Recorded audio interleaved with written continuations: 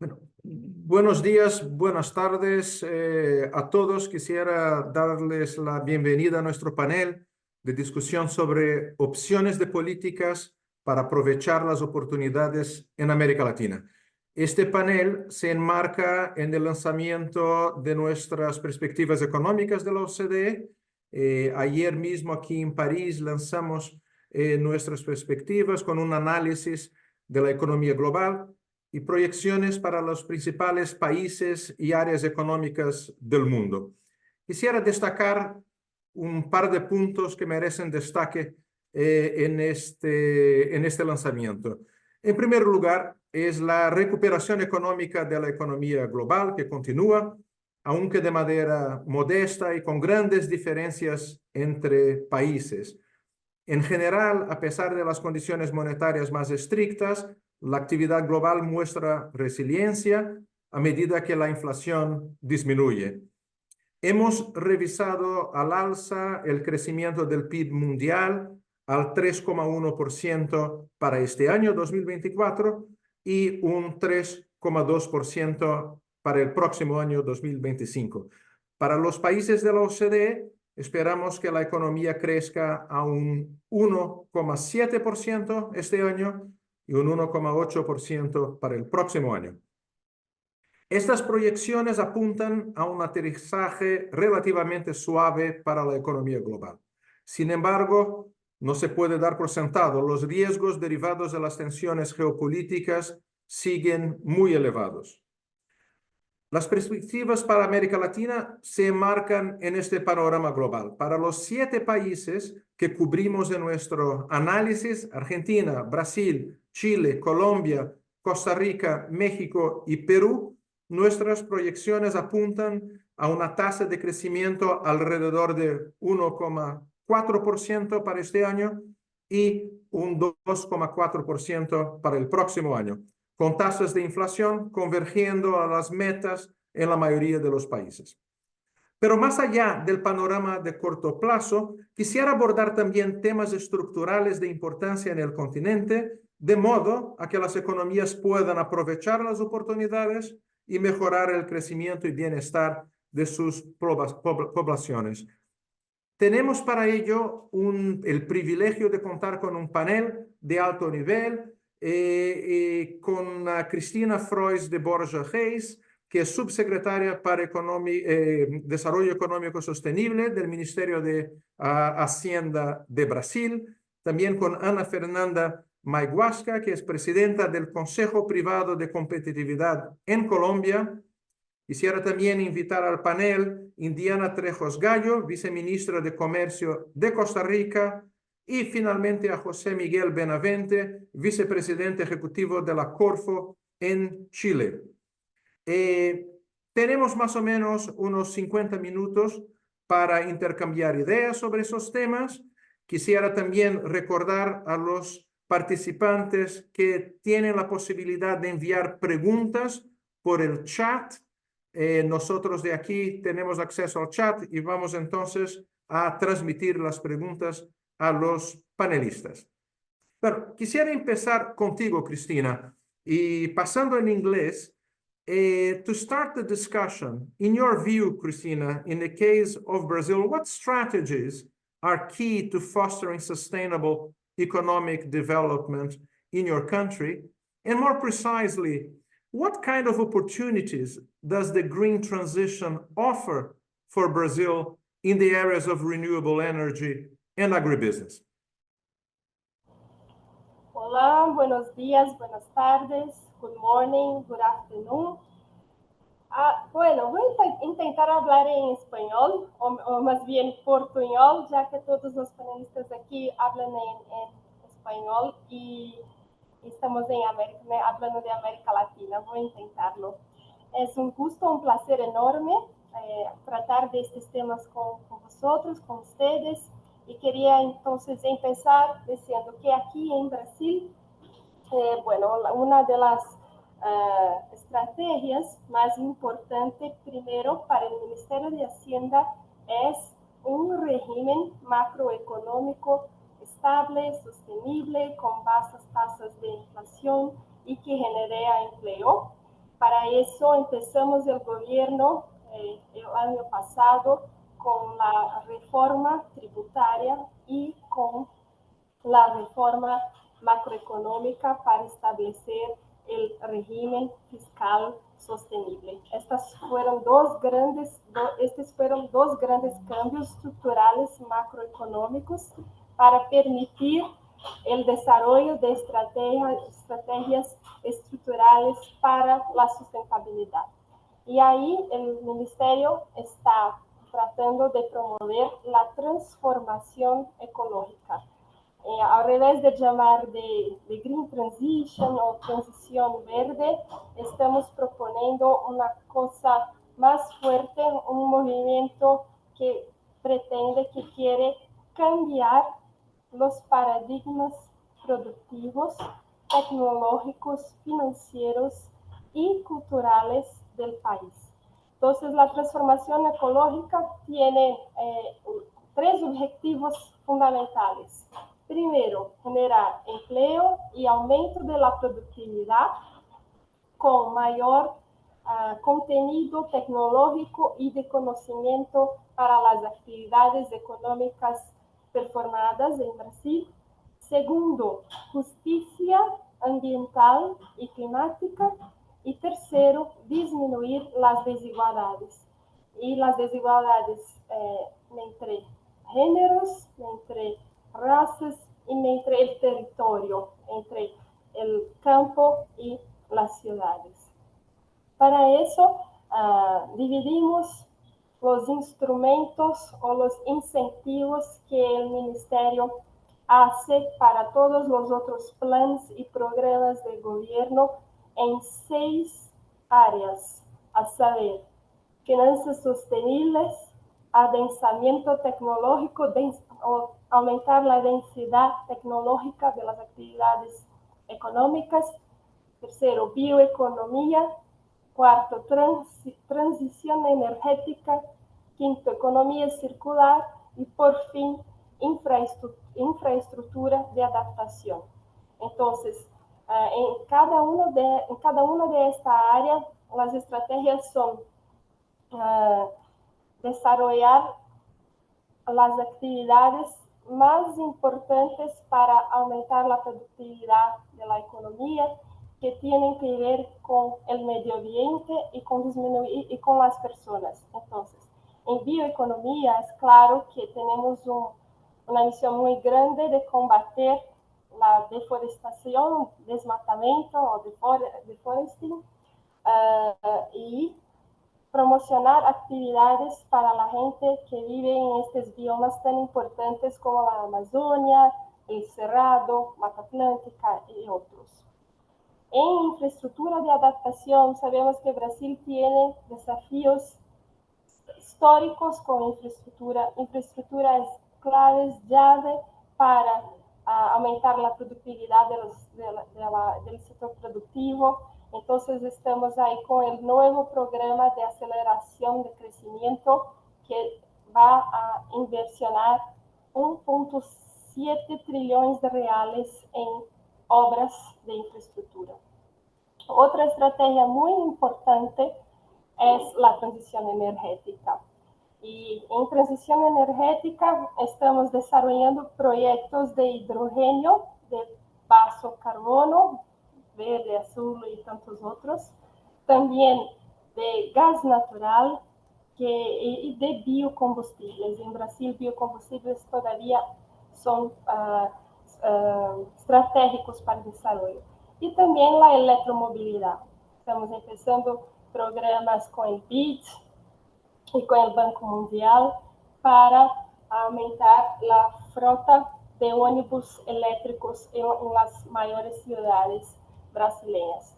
Estos son algunos de los ejemplos, y para terminar quería comentar que en la parte de agricultura, que es esencial en Brasil, tenemos un plano Safra, que es el plan de financiamiento de la agricultura, que tuvo la mayor cantidad de recursos en la historia en el pasado, pero parte de estos recursos están cada vez más voltados a la área de sustentabilidad. Y estamos desarrollando algunas herramientas que van a permitir garantizar el suceso de estas inversiones, como la taxonomía sostenible brasileña. Para terminar, una cosa muy importante que estamos aquí esperando que el Congreso apruebe en las próximas semanas es el mercado de carbono. Entonces, en breve vamos a tener un sistema de cap and trade, ETS, Emission Trading Systems, y que va a poner para ser regulado todas las fuentes de emisiones que emiten más allá de 25.000 toneladas de carbono por año, exceptuando el sector agrícola, que va a tener otras herramientas para incentivar la disminución de emisiones. Entonces, les cuento aquí un panorama rápido. Después podemos seguir detallando estas estrategias. Muchas gracias, Luis. Muchísimas gracias, Cristina. Bueno, el tema de la taxonomía y del mercado de carbono creo que son temas muy importantes, y Brasil realmente tiene muchos, ha avanzado mucho en estos dos temas, ¿no? Quizá podemos regresar un poco más tarde en la segunda ronda a conocer un poco más en detalle la experiencia de Brasil en estos temas. Pero antes de eso, quisiera pasar a Indiana. Un poco el tema del comercio internacional, Indiana, que es un motor muy importante, ¿no?, para impulsar el crecimiento económico. Y estamos presenciando cambios muy relevantes en las cadenas globales de suministros, cadenas de valor, con empresas trasladando parte de sus actividades a países más cercanos a los consumidores finales. ¿Qué retos y oportunidades ofrecen estos cambios a las economías de la región, en particular según la experiencia de Costa Rica?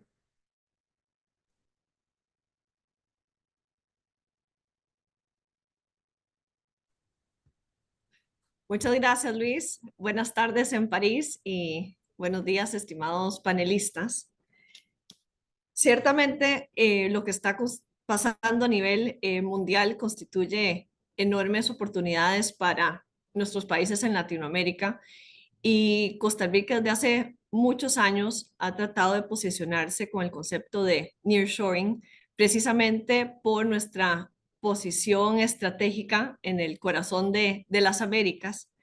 Y desde hace ya 3 décadas por lo menos, hemos visto cómo el comercio y la inversión han sido transformadores para nuestra economía, tanto en la creación de empleos, de mejores empleos, de mayor empleo y de mayor calidad, también en transferencias tecnológicas y muchas de las estrategias, pues, de crecimiento que tenemos, incluso en línea con el desarrollo sostenible de nuestro país. La coyuntura actual que estamos viviendo y producto de la pandemia que vivimos hace unos años hizo que ciertamente industrias estratégicas reconsideraran la necesidad de tener sus suministros más cerca y también que sus proveedores sean, pues, socios confiables y resilientes y contribuyan a una cadena más segura. En eso nos hemos abogado a trabajar de cerca con socios estratégicos, y también, como mencionaba, en esta misma línea del efecto transformador que ha sido el comercio para Costa Rica,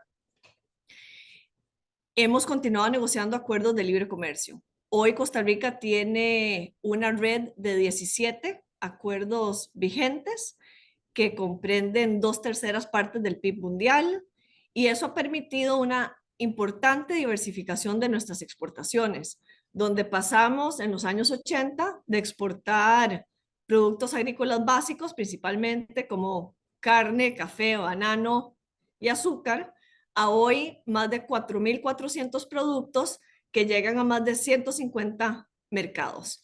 Y esa diversificación ha también permitido que incluso en épocas de pandemia nuestra economía no se haya visto tan afectada. Y con eso en línea es que también en esta administración hemos continuado con esa política aperturista, En esta administración ya negociamos un acuerdo de libre comercio con Ecuador. Acabamos de firmar un acuerdo con Emiratos Árabes Unidos, precisamente buscando que esa diversificación, tanto en productos como en mercados, nos ayuden. En atracción de lo que es comercio y atracción de inversión siempre han trabajado muy de la mano, y Costa Rica, aparte de esta red de acuerdos comerciales que nos han hecho pues un mercado atractivo, como un socio atractivo para establecerse, hacer crecer industrias, pues también hay otros elementos, cualidades que nos hacen un socio pues también aún más atractivo, y tiene que ver con una fuerza laboral altamente educada y de calidad, que es posiblemente nuestro principal atractivo como país. Adicionalmente a eso, pues una estabilidad democrática y solidez de nuestro Estado de Derecho. También le damos una enorme prioridad a nuestra institucionalidad y que opere con base en las mejores prácticas internacionales, estándares internacionales. Por eso también decidimos como una tarea importantísima en convertirnos en miembros de la OCDE y sacarle provecho a esa membresía.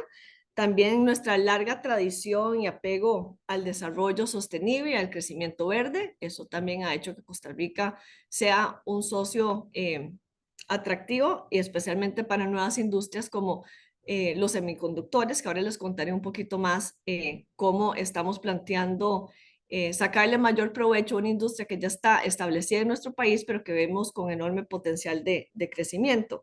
También pues Costa Rica es conocido por su respeto a los derechos humanos y, como comentaba, una sólida plataforma de acuerdos comerciales que continúa creciendo para darle pues seguridad jurídica a nuestros exportadores e inversionistas. La coyuntura actual y lo que estamos viendo, como comentabas, en estas nuevas decisiones de países y las empresas de tener los suministros más cerca y con amigos, con socios amigos, pues le estamos sacando provecho y se han podido ver Costa Rica en el marco del Chips and Science Act, que es la política de Estados Unidos en semiconductores. Pues Estados Unidos nombró a Costa Rica como su principal socio en el marco de esta ley, y estamos trabajando conjuntamente con ellos para sacar provecho y lograr que la industria de semiconductores continúe creciendo en nuestro país. Tenemos ya, hacemos aquí ya ensamblaje, prueba y testeo. Bueno, y estamos buscando también incursionar todavía de una manera más importante en lo que es diseño de semiconductores. Tenemos ya pymes que están trabajando en esa área, pero vemos un enorme potencial de crecimiento en esto. ¿Qué más? Bueno, ahora en marzo, Costa Rica lanzó su estrategia nacional para semiconductores. Esta es una estrategia que viene a dirigir esfuerzos necesarios para fortalecer y ampliar nuestro ecosistema.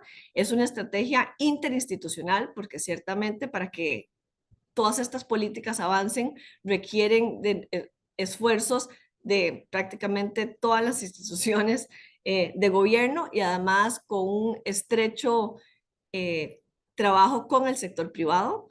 Importante recalcar que mucho de lo que hacemos siempre va de la mano con el sector privado, siempre los vemos como aliados, y son fundamentales para nuestras estrategias de crecimiento.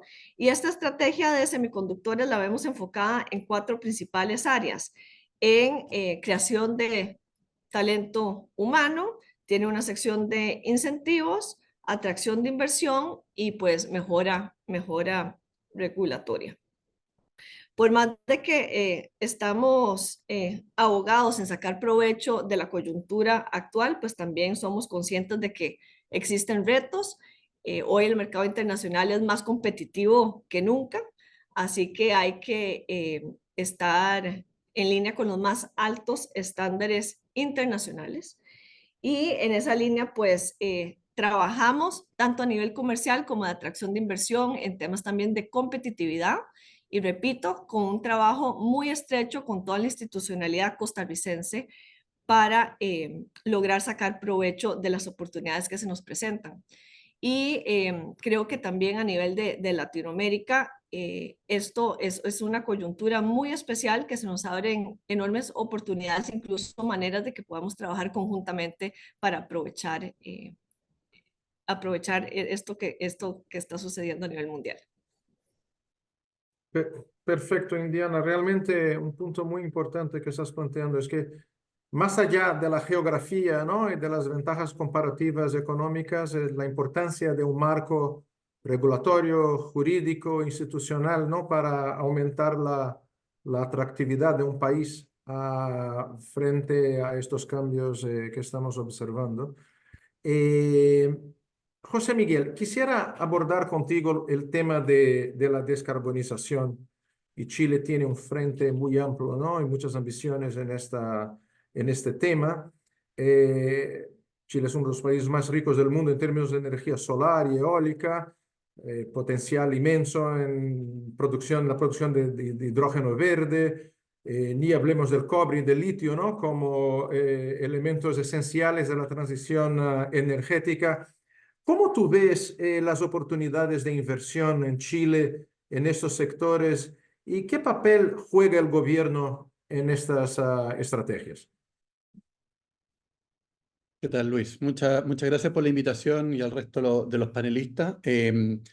Bueno, tú lo mencionaste. Yo creo que lo más importante de poner en el marco de los cuales se desprenden algunos elementos que tú mencionabas era de que Chile firmó como parte de su constitución y su arquitectura legal un compromiso de país de descarbonizarnos el 2050. Yo creo que eso de alguna manera orienta mucho de los esfuerzos que estamos haciendo en esta administración y que algunos de ellos vienen de la administración pasada, incluso con un color político distinto, que le da una consistencia en el tiempo en las estrategias de desarrollo en algunas temáticas como las que tú mencionabas, particularmente la de hidrógeno verde y la del litio. Déjame entonces contestar tu pregunta con respecto a estas dos. La de cobre la podemos dejar más o menos pendiente.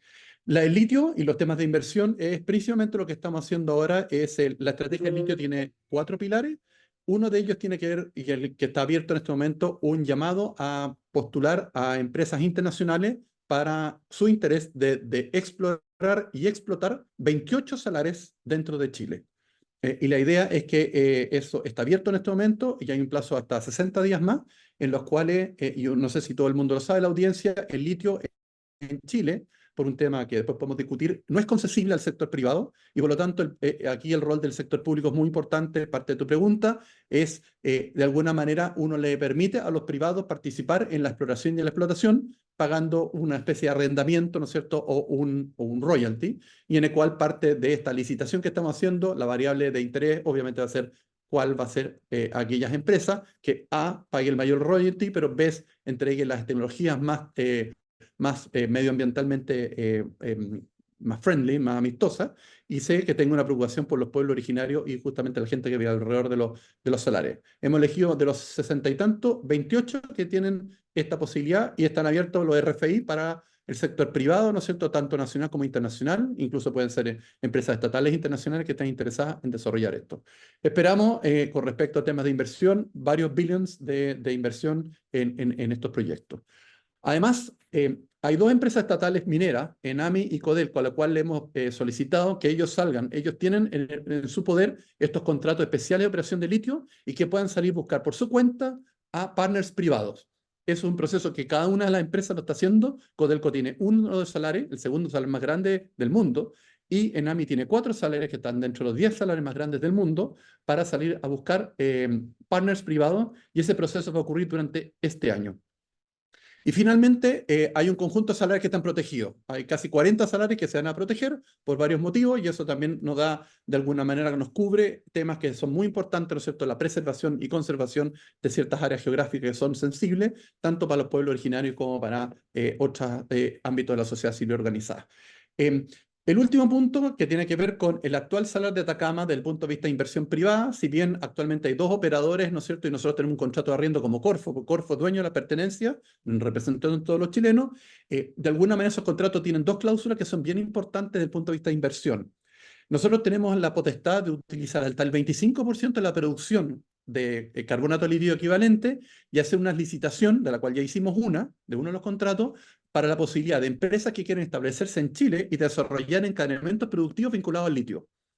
Del contrato anterior, eso ya se hicieron dos licitaciones, se la adjudicaron dos empresas, las cuales van a hacer principalmente lo que se llama material catódico, que es justamente dentro de la escala de producción del litio, el paso siguiente después del carbonato de litio en vista de producir baterías. Eso ya fueron adjudicadas, son cantidades importantes y lo que asegura no es un precio especial, sino que te asegura una cantidad de litio, en el fondo, que es potencialmente para poder hacer las inversiones en Chile. En este momento vamos a hacer en 2 semanas más la licitación internacional del otro contrato de litio, ese contrato hasta el 2043, en el cual también está el 25%, probablemente lo vamos a fragmentar en mitad y mitad, en el cual y según la ley del lobby y todo, hay mucho interés, más de 12 países y empresas han expresado su interés para desarrollar y es bastante probable de que tengamos incluso propuestas de fabricación de baterías de litio en Chile. Y esos son ámbitos de muy interés para el punto de inversión. Eso con respecto muy resumidamente del litio y esperamos ahí bastante oportunidades de inversión, las que recién mencioné, y bastantes recursos involucrados también. Hidrógeno verde. Hidrógeno verde tiene varias partes. Una de ellas es principalmente la producción de energía verde más la producción de hidrógeno verde, que está principalmente asociado a dos lugares geográficos. Uno en el norte, como tú bien decías, aprovechando principalmente el potencial solar, y otro en el sur, aprovechando el potencial eólico, ¿no? Esto se ha separado de alguna manera, ya se ha creado un grupo, tenemos 6 empresas, una de ellas chilena, la otra es extranjera, que han creado un comité, ¿no es cierto?, de desarrolladores de hidrógeno verde. Estos proyectos van a empezar a operar más o menos de aquí a 4 o 5 años más, pero son entre todas juntas algo así de inversiones, van entre 70 y 80.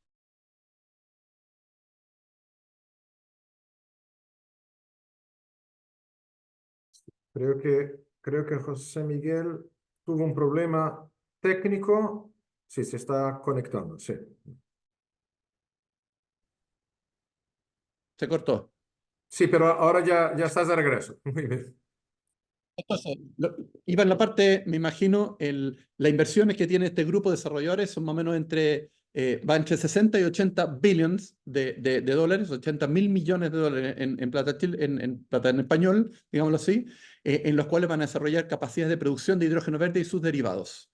Y después, más lo que viene en el norte, que esto también es bien importante, asociado al solar.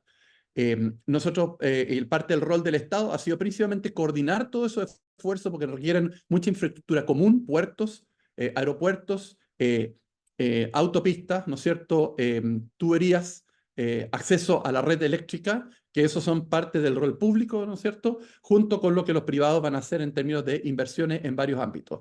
Otro rol muy privado que para nosotros es muy importante, que estamos haciendo ahora los de RFI, es, dada que va a demandar mucha capacidad, por ejemplo, de electrolizadores y también de aerogeneradores, la posibilidad de encadenamientos productivos locales. Entonces, como Corfo, lo que estamos haciendo es licitación en este momento, 4 años antes, para preparar la industria manufacturera chilena para poder hacer piezas y partes de esos aerogeneradores y electrolizadores, que son equipos muy grandes, que no tiene sentido que anden paseando por los mares del mundo y potencialmente se puedan desarrollar en Chile. Y también otro rol muy importante es hacer la formación de competencia y capital humano, tanto para la industria del litio como para la industria de hidrógeno verde, que estamos reformando algunos programas técnicos, sobre todo, y algunos profesionales, para preparar, ¿no es cierto?, las personas necesarias que van a ser potencialmente demandadas en estos sectores. Y eso ha sido un trabajo muy colaborativo con el sector privado, evitando las capturas, obviamente, pero también un espacio de coordinación en todas las dimensiones que recién te mencionaba. Los números son muy impresionantes, muy importantes para Chile, y falta incorporar el cobre, como tú bien decías, pero para nosotros es como parte de una estrategia de desarrollo industrial asociada a 2 sectores, pero que tienen principalmente como objetivo de mediano a largo plazo lograr descarbonizar nuestro país. Muy bien, José Miguel. Creo que podemos regresar en una próxima ronda a este tema de cooperación público-privada, ¿no?, que me parece esencial en la estrategia de Chile. Pero como estamos hablando de descarbonización y de industrialización de algún modo, quisiera contigo, Ana Fernanda, hablar un poco más de este tema, ¿no? Colombia está implementando una política de reindustrialización muy ambiciosa y que tiene la transición energética, la producción de vectores energéticos como el hidrógeno verde, ¿no? De que habló José Miguel, muy al centro de la estrategia de reindustrialización. ¿Cómo tú ves la implementación de esta política? ¿Qué desafíos hay por delante? ¿Cómo tú, si nos puedes contar un poco de la estrategia de Colombia? Vale, pues Luis, buenas tardes para ti, buenos días para todos los demás, un gusto estar con ustedes. Pensaba yo mientras escuchaba a todos mis predecesores en el audio que es curioso porque tengo yo aquí el rol de no pertenecer a un gobierno. Y pensaba yo que si eso de alguna manera no cambia las ópticas, fui funcionaria pública por muchos años y en consecuencia siempre uno llega con de toda la visión optimista de todas las políticas. Y en mi caso yo tengo el rol justamente de ese partnership de articulación público-privado, el Consejo Privado de Competitividad. Parte de lo que hace es tratar de acompañar las políticas públicas para que tengan una articulación público-privada. Y en esa medida hemos venido acompañando la política de reindustrialización. En diciembre justamente se aprobó este documento que hace varias apuestas, es decir, transición energética es una de ellas, pero tiene otros 4 componentes, Luis. Uno, centrado en agroindustria, que es un tema en el que evidentemente creo que Colombia y muchos de los países aquí presentes, Brasil en particular, nosotros todavía tenemos una gran capacidad agroindustrial dentro de los marcos de producción sostenible que necesita el planeta y que cada vez van a ser más escasos, que podemos explotar, y en ese sentido esa es una de las apuestas de la política de reindustrialización. Otra de ellas es salud, otra de ellas es defensa, y otra de ellas la ha llamado el gobierno, la de territorios y de alguna manera tejido empresarial. Dado que en nuestro país tenemos un altísimo nivel de informalidad y una capa productiva que realmente todavía no tiene muchísima escala y tiene muchísimos logros que lograr en términos de productividad para mejorar las condiciones de vida de la población que ahí se ocupa, que es muy grande en el caso colombiano, al igual que en el caso del Perú, un poco menos que los otros, un poco más, perdón, que el resto de países de Latinoamérica. En términos de implementación, tener ya esta hoja de ruta es un punto importante. Se tienen asignadas un monto de inversiones de aproximadamente $2 billones distribuidos dentro de las diferentes estrategias, en las que, como tú decías, transición energética es un pilar muy importante. No solamente en términos de la fuente de hidrógeno verde, pero también de otras fuentes no convencionales de energía, donde hay de nuevo una inversión planificada para que se puedan ir desarrollando estos centros de inversión. Sin embargo, yo creo que vale la pena también mencionar dónde vemos las problemáticas de implementación de la política. En primer lugar, como ocurre en muchos casos en nuestros países, tú arrancaste esta presentación contándonos cómo veían las perspectivas de crecimiento, y esas perspectivas de crecimiento de la región, y en el caso colombiano no hay ninguna excepción, van a tener impactos fiscales. Y por lo tanto, todos estos montos de inversión requieren de un gran apalancamiento de inversión privada, porque caso contrario no vamos a lograr construir las rutas conjuntas de articulación pública-privada que se requieren para el tipo de intención de capital que estos proyectos, en particular los de energía, necesitan. Ustedes acaban de oír hablar a todos mis colegas de búsqueda intensiva de inversión extranjera, entre otras, para lograr que estas fuentes de energías sostenibles se conviertan en realidad. Y yo creo que ese es el gran reto que vamos a tener en el caso colombiano. Y vamos a tenerlo porque hay, digamos, un entorno en el que, a pesar de que se han hecho grandes apuestas para que seamos productores de estas energías no convencionales, el diálogo con la comunidad sigue siendo un reto que yo creo que no es exclusivo de Colombia.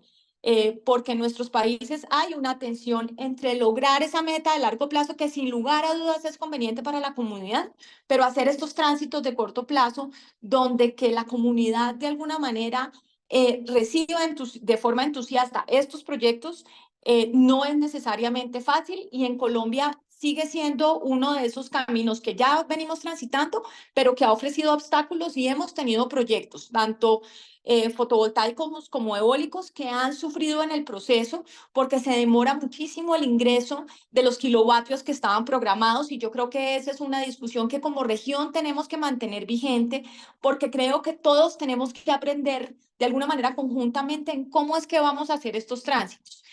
En segundo lugar, en el caso nuestro, yo veo también, digamos, avances en términos de cómo nos articulamos entre todas las instituciones. El gobierno ha venido trabajando en alianzas con el Departamento Nacional de Planeación, que es esta agencia que está justamente diseñada para pensar en esta planeación de largo plazo. Nuestra agencia de innovación, que se llama Impulsa Colombia, la oficina de la OCDE, para impulsar un poco cómo es que vamos a lograr unas mayores inversiones en economía del conocimiento que alimenten esta transición energética. Sin embargo, repito, esa articulación interinstitucional sigue siendo un reto. Yo creo que hubo ciertas herramientas que se tuvieron en el pasado, como el Sistema Nacional de Competitividad e Innovación, que entró en el caso colombiano en una pausa porque se estaba reformando. Y es muy importante contar con estos instrumentos que articulan a todo el gobierno, porque ya no recuerdo quién lo mencionaba, quizás Indiana, estos no son esfuerzos en los que un ministerio pueda salir adelante.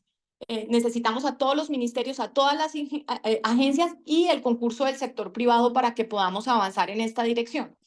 De tal manera que la política va avanzando. Yo creo que los sectores que se han escogido estratégicamente son críticos para lo que vemos es el futuro de la producción en Colombia, pero seguimos teniendo retos que yo creo que nos afectan a todos.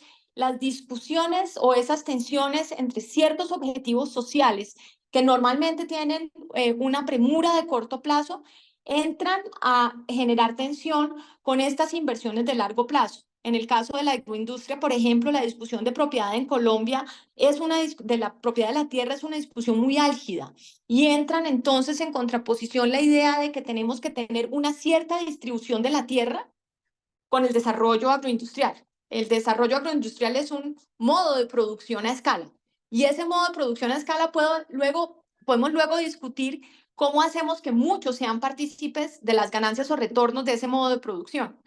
Pero entra en tensión cuando queremos que la tierra esté atomizada en su propiedad, porque eso nos impide que logremos esa escala que en muchos casos es necesaria para que podamos tener los niveles de competitividad que son necesarios para que podamos generar esta producción en condiciones ecológicamente sostenibles en países donde además tenemos la posibilidad de usar esta tierra sin tener que deforestar, pero para lo cual necesitamos que haya mecanización que nos permitan tener los niveles de productividad que nos generen el salto para poder salir al mundo con este tipo de productos.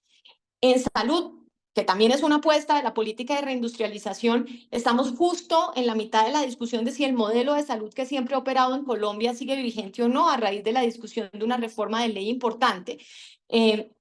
Y en consecuencia es difícil que continuemos en esta apuesta si en este momento estamos con un gran signo de interrogación sobre cuál es el modelo de salud de la provisión local que vamos a tener. Y por lo tanto, yo veo que tenemos apuestas que van avanzando, que son correctas, que tienen un norte bien definido, pero sin lugar a dudas, en un año en el que tenemos una desaceleración en el crecimiento, que tiene impactos fiscales y con una realidad social de tensiones que yo creo que que están presentes a lo largo de la región, hacen que los frutos reales de estas estrategias todavía no estén listos para ser cosechados.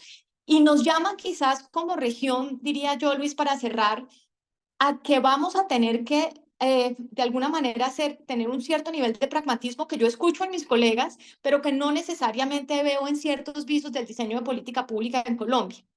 Y doy un ejemplo. En este momento nosotros estamos atravesando por un fenómeno del Niño, ya estamos saliendo de él, pero que nos han tenido, en el caso colombiano, este calentamiento del Océano Pacífico nos genera un periodo de sequía y presiona los precios de energía. Pero si no dejamos operar los mecanismos de precios que tenemos diseñados en la institucionalidad colombiana, que además realmente son muy bonitos, y que nos han permitido generar confiabilidad en una matriz que es particularmente dependiente de la hídrica, como algunos otros países en Latinoamérica, pues lo que acabamos es no teniendo las señales de escasez que permiten además que con esa estabilidad en las reglas del juego se hagan las inversiones de largo plazo. Pero entra la tensión, porque aumentan los precios de energía en un año difícil para la población. Entra la tensión cuando decimos que quizás la exploración de gas no es lo que nos suena más acorde con la transición energética, pero el gas es un combustible de transición que economías como la nuestra la necesita porque nosotros aún tenemos 1,5 millones de familias que cocinan con leña. Es decir, quizás el gas no es el combustible que a mí me parezca más amigable con el medio ambiente, pero es notoriamente más amigable que estemos quemando leña, sobre todo para las mujeres que somos las que típicamente estamos en la cocina cocinando con la leña. Entonces, yo oigo en los diferentes tonos de las conversaciones a José Miguel, por ejemplo, hablando de litio. Claro que vamos a necesitar minería para la transición energética. Y en Colombia tenemos un potencial para participar de este proceso, pero tenemos que, de alguna manera, todos como región decir, en este tránsito hay trade-offs en los que no vamos a hacer el salto al hidrógeno verde inmediato. Y ese pragmatismo en cómo vamos dando los pasos va a ser muy importante para que logremos nuestros objetivos. Y yo ahí tengo ciertas preocupaciones en cómo vamos transitando en Colombia, aceptando que la política tiene un diseño, de nuevo, definido, que tiene un buen norte y unas estrategias que parecen muy acordes a lo que necesitamos hoy. Muy bien, Ana Fernanda. Creo que mencionas un tema sumamente importante, ¿no? Que es digamos, la multidimensionalidad de estos retos, ¿no? Estamos hablando de temas muy complejos, de transformaciones muy profundas en sociedades y economías y que requieren de esta capacidad de articulación, ¿no? No solamente articulación interna de los gobiernos, pero también con la sociedad en general, de modo a que los cambios sean duraderos, ¿no? Al menos que se puedan, digamos, implementar políticamente, socialmente y económicamente. Tenemos 10 minutos, lo que creo que podemos seguir hablando de estos temas un par de horas más, ¿no? Pero desafortunadamente no podemos. Pero quisiera darles la oportunidad. Tenemos algunas preguntas aquí en el chat. Pero voy a intentar al menos de resumir un poco las preguntas y darles la oportunidad, 2 minutos cada cual. Si pueden, digamos, en 2 minutos, hacer un comentario final a la luz de esta discusión, de lo que se ha planteado aquí. ¿Qué les parece, digamos, cuál sería la prioridad que ustedes ven como, digamos, la meta esencial para seguir avanzando más en todos estos temas? 2 minutitos. Sé que es una tarea imposible, pero al menos intentemos de hacerlo en 2 minutos. Cristina, si puedo empezar contigo. Bueno, entonces en 2 minutos creo que es muy importante que estas transformaciones sean justas. Entonces, no es solamente no dejar ninguém para atrás, es que en nuestros países ya hay muchas personas para atrás, muchas personas abajo de la línea de la pobreza. Entonces hay que pensar cómo transformar la economía, hacer esta revolución ecológica y garantizar justicia para todos y todas. Segundo, tener recursos para eso sin comprometer las trayectorias, por ejemplo, de deuda de los países. Hay que obtener inversiones privadas, hay que hacer inversiones públicas y hay que tener entonces un buen balance de capital extranjero y nacional para promover estas inversiones productivas fundamentales para el cambio de la estructura productiva. Para eso es necesario políticas macroeconómicas, comerciales, industriales, de ciencia y tecnología y de educación y salud coordenadas, coherentes, para que este cambio sea de verdad y para que no tenemos contradicciones, muchas contradicciones. Contradicciones siempre van a pasar, pero disminuir las contradicciones de este proceso. Y por fin, sí quería enfatizar la importancia de la educación y de cómo hacer este cambio estructural, garantizando las capacidades productivas de las trabajadoras y trabajadores. Muchas gracias. Muchas gracias, Cristina. Indiana. Pues muy brevemente, hemos conversado de tantas cosas que es difícil aterrizar en 2 minutos, tantas cosas que se pueden decir. Sin embargo, en todos estos esfuerzos que estamos llevando a cabo en nuestros países de un crecimiento inclusivo y sostenible, lo fundamental es que la población tenga acceso a mayores oportunidades y mejores oportunidades de vida. Y eso nos lleva a que debemos trabajar en múltiples áreas de la competitividad de nuestros países, como bien mencionamos acá, desde temas de sostenibilidad, educación, formación de talento humano para las nuevas industrias de la época, inversiones en infraestructura, lograr que las zonas más alejadas, al menos en el caso de Costa Rica, gran parte del desarrollo se da en la ciudad, entonces necesitamos también incorporar a las zonas fuera del gran área metropolitana, incorporar a toda la población a este crecimiento que esperamos de nuestras naciones. Entonces, esto, sin duda alguna, ya lo hemos repetido todos, tiene sí o sí que tener un importante componente de articulación con el sector privado. Solos no lo vamos a lograr, entonces necesitamos que todo el gobierno, tanto la parte económica como social, trabaje en conjunto para lograr los objetivos y muy de la mano con el sector privado, y creo que esa es la fórmula que nos permitirá pues, lograr seguir creciendo y beneficiando a la mayor población posible, donde puedan cada quien a tener acceso a las mejores oportunidades y llegar a ser quien quieran ser. Así que, de manera muy resumida. Perfecto, Indiana. José Miguel. Bien cortos. Bueno, suscribo lo que tanto Indiana como Cristina dijeron, pero hay dos elementos que yo creo que son importantes a la pregunta con respecto al tema de lo público-privado. Lo primero, y lo voy a ilustrar con ejemplos, y bien rápido. Compromiso público. Tú necesitas señalizar que hay un compromiso público intertemporal independientemente del gobierno de turno.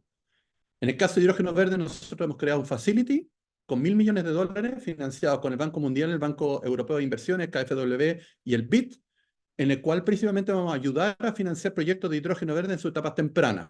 $1.000 millones, un monto de 100.000 millones no hacen la diferencia.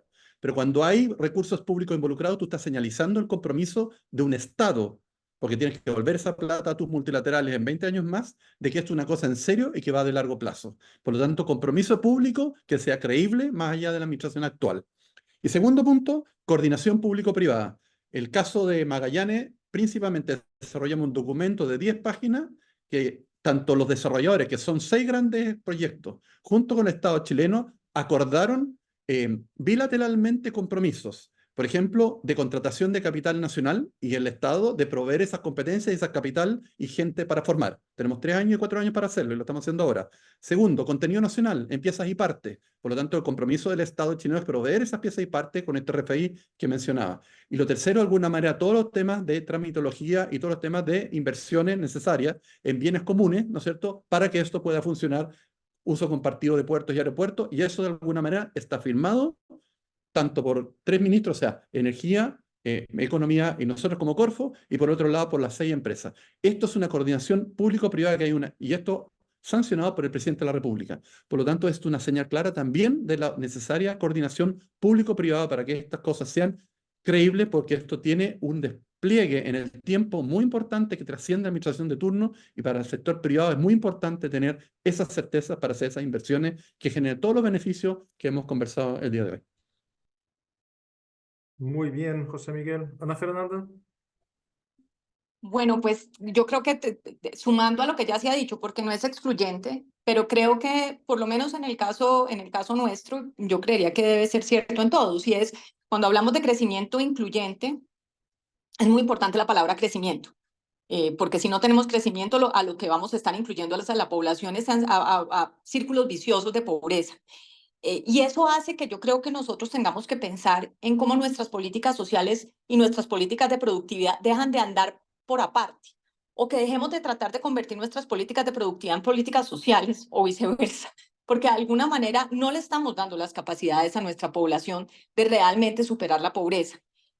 ese aumento de la productividad en el caso colombiano por lo menos es absolutamente crítico. Nosotros no tenemos la productividad que soñamos tener y no tenemos la productividad que las reglas parecen reconocer. Entonces, por ejemplo, en el caso colombiano, las reglas del mercado laboral tienen unos estándares como si tuviéramos la productividad de un país desarrollado, pero no lo tenemos. Entonces, en lugar de convertirse en un piso de soporte de la población, se convierte en un techo que lo que previene es el acceso de la informalidad a la formalidad, que además, según nuestros cálculos, multiplica por 6 la productividad solamente de pasar de un ámbito al otro. En consecuencia, de alguna manera, tenemos que reconocer que en esa política social, donde todos lo que queremos es que las personas tengan un mejor nivel de vida, tenemos que ir generando unos reconocimientos paulatinos. Tenemos que buscar esa inversión privada, tenemos que aprovechar la capacidad privada. No podemos desdeñarla porque los aparatajes públicos no somos capaces, aquí lo digo con mi camiseta exfuncionaria pública, de generar ni los bienes públicos, ni financiarlos, ni sostenerlos, ni operarlos. Y me voy a un punto que mencionaba José Miguel que me parece crítico. Ese compromiso público no solamente se ve en el capital, se ve en las reglas. En el momento en que los gobiernos no reconocen los compromisos de Estado en ciertas promesas que hemos hecho en el pasado, en las reglas de cómo se va a remunerar los riesgos que tiene que asumir la inversión privada, etcétera, estamos poniendo en riesgo la inversión futura. Entonces, en esa obsesión por la productividad, diría yo, realmente tenemos que visitar la manera, por lo menos que en Colombia hacemos la regulación, donde muchas veces tenemos más las aspiraciones que la realidad en cuenta, y nos lleva, en mi opinión, por lo menos a revisar algunos temas cruciales. Uno, nuestros sistemas educativos. Nosotros no estamos logrando educar nuestras poblaciones para lo que viene, ya quisiera yo en el futuro, en el presente. Y tenemos que hacer cambios acelerados y rápidos para lograr ese cambio en el capital humano que vamos a requerir. Segundo, la estabilidad en reglas del juego que ya mencioné. Esas reglas del juego incluyen la propiedad. En el caso colombiano, la propiedad de la tierra es un gran debate, pero sin propiedad de la tierra es muy difícil que atraiga la inversión porque es difícil capturar los retornos. Discusión distinta es cómo vamos a hacer para que en esos retornos participemos muchos, pero tenemos que por lo menos tener algunas certezas que hoy todavía no tenemos, justamente porque yo creo que construimos las reglas pensando en un óptimo social, que lastimosamente lo que nos genera son, en lugar de soportes, techos y barreras de acceso. De tal manera que yo siento que estamos en una coyuntura muy crítica porque después de la pandemia todo el equilibrio social se sacudió profundamente, pero nos está haciendo difícil poder lograr que en ese equilibrio social estas políticas de productividad sean asequibles, sobre todo para la población más pobre, y con esto cierro, porque creo que es cierto para todos nuestros países. Por muchos años nosotros no crecimos mucho por productividad total de los factores. Esa A que nos enseñaron en la universidad, en el caso de Latinoamérica, no ha sido particularmente protagónica. Hemos tenido algo de impulso en capital, en inversión en algunos países más que en otros. Pero la L, nuestro factor trabajo, venía creciendo a una cierta rata. Pero nosotros ya estamos entrando en etapa de desaceleración. Si no ponemos un esfuerzo que realmente tiene que ser aún más creativo en cómo es que vamos a lograr esa inversión y esa transformación productiva, ya nuestra fuerza laboral no es la que va a impulsar el crecimiento relativamente bajo que hemos tenido, y no vamos a tener la capacidad de poder hacer el tránsito de pobreza extrema a clases medias sostenibles, que yo creo que es el sueño y la ambición de todos los que estamos aquí presentes. Muy bien, Ana Fernanda. Oye, creo que esto ha sido fenomenal, intercambios muy ricos. Yo no voy ni a intentar de resumir lo que se ha dicho porque sería imposible, pero creo que hay unos temas o algunos puntos que tuvieron mucho protagonismo en todas las intervenciones, ¿no? Yo diría la cuestión de la importancia de este marco macroeconómico, regulatorio, institucional, que sea coherente internamente, ¿no? Que sea consistente, que sea consistente en el tiempo también, ¿no? El tema que ustedes plantearon también de la coordinación, articulación público-privada, ¿no? De modo a apoyar la inversión, la cuestión del pragmatismo y del compromiso, ¿no? Con las políticas públicas, ya que estamos hablando de inversiones de larguísimo plazo con tasas de retorno que no son muchas veces altas a corto plazo, ¿no? Entonces, de modo a que las inversiones sean sostenibles. Y la cuestión de justicia social, ¿no? Que ustedes han mencionado también, de creación de oportunidades para que la sociedad pueda interpretar todos esos cambios y transformaciones como algo que les va a apoyar en el sentido de aumento de crecimiento y bienestar. No nos olvidemos de la cuestión de educación y capacidades, ¿no? Es un tema en que las debilidades de Latinoamérica son muy obvias y hay mucho por hacer para reducir al menos los obstáculos al crecimiento que están asociadas a los niveles de educación y capacitación de la fuerza laboral. Pero creo que esto ha sido muy rápido, creo que ya tenemos que planear un follow-up en algún tiempo para seguir abordando estos temas. Quisiera agradecer muchísimo la participación de Ana Fernanda, Indiana, Cristina y José Miguel, y también la participación de todos los que nos han acompañado en la última hora de debate. Muchísimas gracias y espero reverlos todos muy pronto en uno de nuestros seminarios. Muchas gracias. Muchas gracias, saludos a todos. Un abrazo. Muchas gracias. Chao, chao. Obrigada. Tchau, tchau.